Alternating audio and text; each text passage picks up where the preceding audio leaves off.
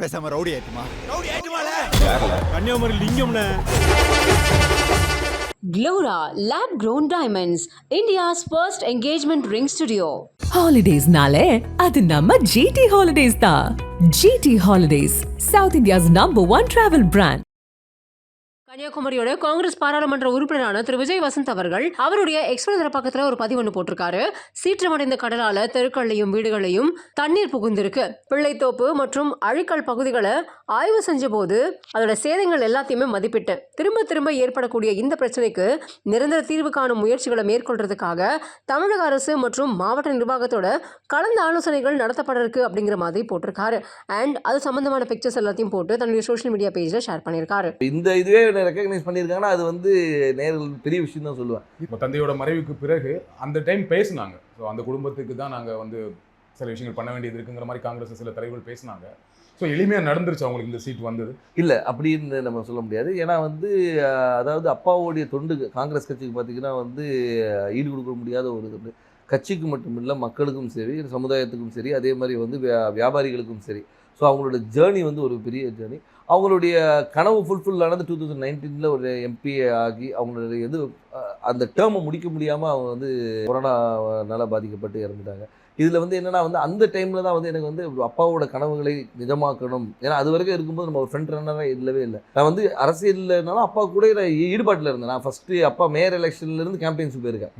அப்போ college student நான்.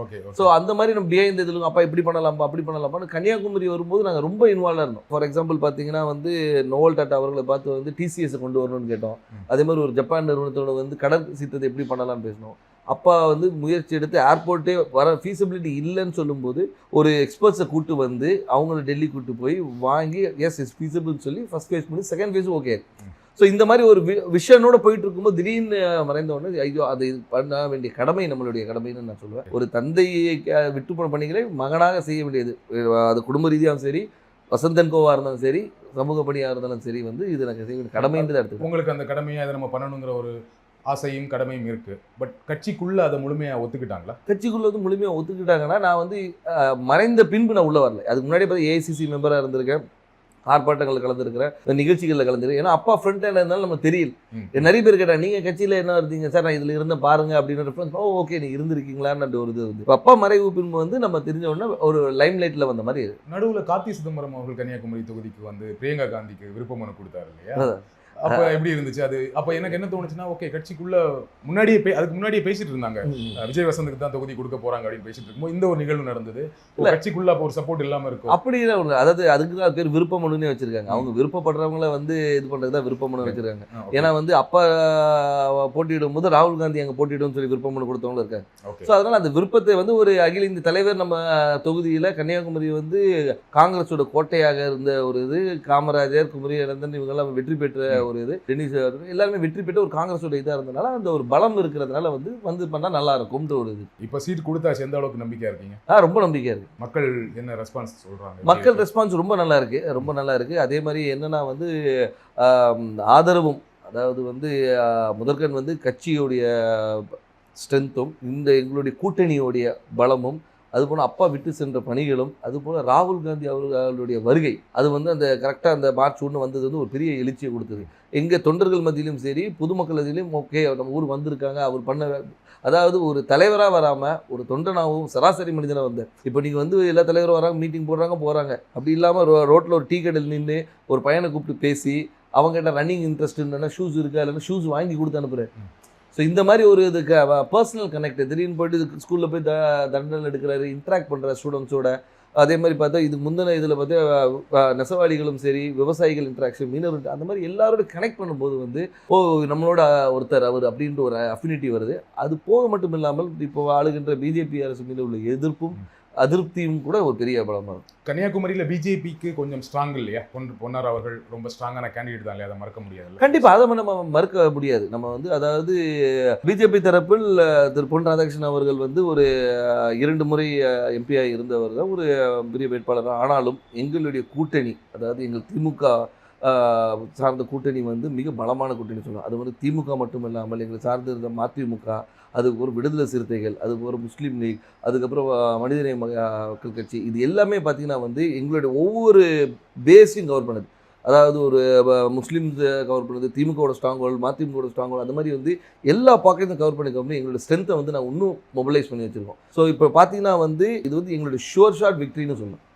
So உங்கள் கூட்டணியோட ரொம்ப ஸ்ட்ராங்காக இருக்குது, அந்த கூட்டணியை ஒரு பெரிய வெற்றி தேடித்தரும்னு சொல்கிறீங்க. கண்டிப்பாக திரு வசந்தகுமார் அவர்களுக்கு கன்னியாகுமரி தொகுதி மக்கள் வாக்களித்தாங்க. ஏன் விஜய் வசந்த் அவர்களுக்கு வாக்களிக்கணும்? ஏன் உங்களுக்கு வாக்களிக்கணும்?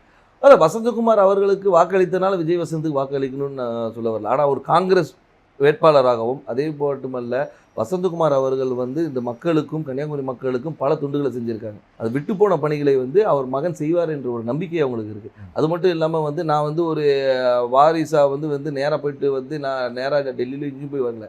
அடுத்த நாளே மக்களை சந்தித்தேன், மக்களோட இருந்தேன், எல்லா நிகழ்ச்சிகளை கலந்து கொண்டு எல்லாரோட நிறை குறைகளை கேட்டுட்ருக்கோம், மக்களாக இருந்தோம். அது ஏன்னா எடுத்தவொன்னே அக்செப்ட் பண்ணிக்க மாட்டாங்க. கேட்குற கேள்விக்கு நான் சொல்கிறேன், அதை அக்செப்ட் பண்ண வைக்கிறதுக்கு நான் ஒர்க் பண்ணேன். ஸோ அதனால் வந்து அப்பாவுடைய இடத்தை வந்து மகன் வந்து நிரப்பார் என்ற நம்பிக்கையை அவங்களுக்கு கொடுத்தேன். அந்த நம்பிக்கையை வந்து எல்லார் மேலேயும் பெருசாகவே இருக்குது. அதனால் வெற்றி வாய்ப்பு ரொம்ப நல்லா இருக்குது. குமரி மாவட்டத்தில் வரீங்க, ரொம்ப படித்த மாவட்டம், ஆனால் அங்கே நிறைய பிரச்சனைகளும் இருக்குது. அதை கரெக்டாக ஐடென்டிஃபை பண்ணியிருக்கீங்களா? என்னென்ன திட்டங்கள் வச்சுருக்கீங்க? கண்டிப்பாக. அதாவது வந்து நீங்கள் கன்னியாகுமரியை பொறுத்த வரைக்கும் பார்த்தீங்கன்னா வந்து இந்த மிக்ஸ் ஆஃப் ஆல்னு சொல்லலாம். அதாவது கடல் இருக்குது, மலை இருக்குது, எல்லாமே இருக்குது. அதனால் வந்து மக்களுடைய தேவைகளும் அவங்களுடைய இதுவும் நிறைய வேறுபாடுகள் இருக்குது. ஒரு பாக்கெட்டையும் நாங்கள் அனலைஸ் பண்ணி வச்சுருக்கோம். அதாவது இந்த மக்களுக்கு இது தேவை, இவங்களுக்கு இது தேவையில்லைன்ற அளவுக்கு அனலைஸ் பண்ணி வச்சுருக்கோம். மக்களுக்கு விரோதமான எந்த ஒரு சட்டத்தையும் கொண்டு வரக்கூடாது என்ற ஒரு முடிவும், மக்களுக்கு எப்போவுமே நன்மை கொடுக்கணுன்ற ஒரு சட்டத்தை கொண்டு வரணும். அவங்க மக்களுடைய வாழ்வாதாரத்தை உயர்த்துகிற அளவுக்கு என்ன செய்யணுமோ அந்த திட்டங்களை கொண்டு வந்து. எனக்கு தெரிஞ்ச வரைக்கும் குமரி மாவட்டத்தில் வாழ்வாதாரம் ஓரளவுக்கு நல்ல வாழ்வாதாரம் இருக்கும். எல்லாமே படித்தவங்களாக இருப்பாங்க, வேலையில் இருப்பாங்க. ஆனால் என்னென்னா அங்கே என்ன வேலை கிடைக்குன்னா, ஒன்று படித்து முடித்தா டீச்சர், பெண்களாக இருந்தால் நர்ஸு, அப்படி இல்லைன்னா இப்போ ஒரு சமீப 10 வருடங்களாக சாஃப்ட்வேர் இன்ஜினியர் நிறைய பேர் வந்து சென்னையில் வேலை பார்க்குறாங்க, ஃபாரின் போவாங்க, கப்பல் போவாங்க, இந்த மாதிரி வேலை செய்வாங்களே தவிர மாவட்டத்துக்குள்ள வேற என்ன வேலை வாய்ப்புனா எதுவுமே பெருசாக கிடையாது. ஃபேக்ட்ரிஸ் கிடையாது, சாஃப்ட்வேர் கம்பெனிஸ் கிடையாது. அப்போ அதற்கான திட்டங்கள் என்ன?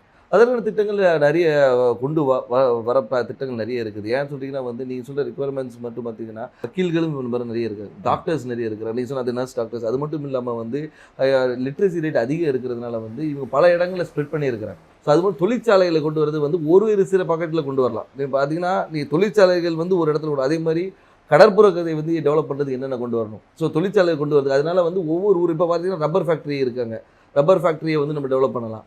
ஸோ வந்து அது மாதிரி தொழிற்சாலை நிறைய இருக்குது. அதே மாதிரி வேலைவாய்ப்பு திட்டங்களும் நிறைய கொண்டு வரலாம். நம்ம என்னென்னா நம்ம மக்கள் என்னென்னா இங்கே இருக்கிற மக்கள் எல்லாமே பாதி பேர் வெளியே தான் இருக்கிறாங்க. இப்போ இந்த கொரோனால தான் நமக்கு தெரிஞ்சு பாதி பேர் ஊரில் இருக்கும். இவ்வளோ பேர் வந்து நம்ம ஊரை சார்ந்தவங்க இந்த தமிழ்நாடு முழுக்க இருக்காங்கன்னு தெரியும். பேசாம ரவுடி ஆயிட்டுமால Kanyakumari லிங்கம்னே.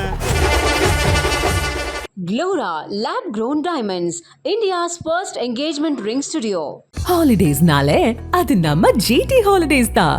GT Holidays, South India's #1 travel brand.